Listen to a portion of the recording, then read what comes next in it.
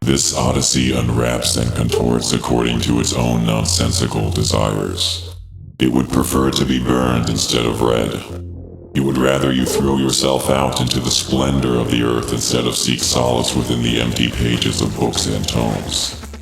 It would rather see the world begin anew than to witness yet another hierarchical parody of the former system come to absolute power and corruption.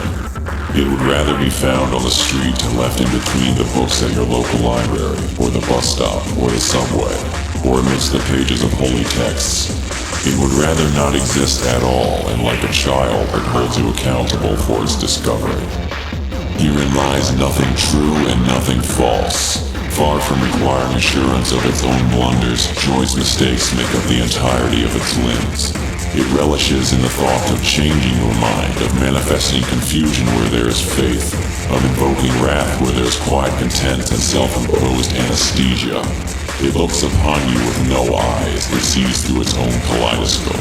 It hears you with no ears, thunderstorms make up its resonance.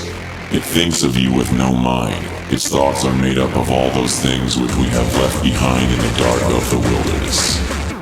Throughout alien math and conjoined paradox, we may find its DNA intact, though I wouldn't count on it.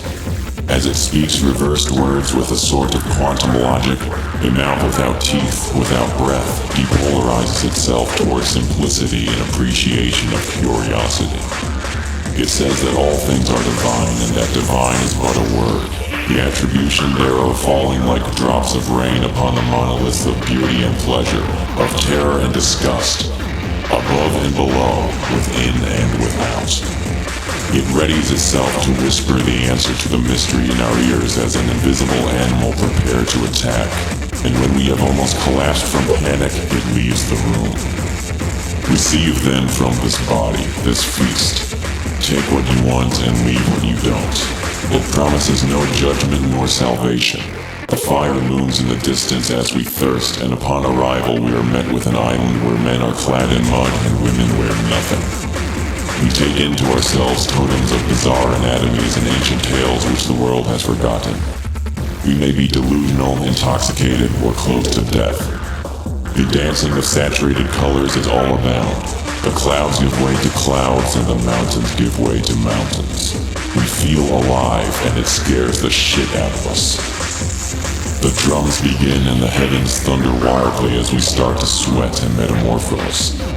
A voice inside us speaks as we dance, trip, and fall upwards forever into the abyss. Welcome to yourself.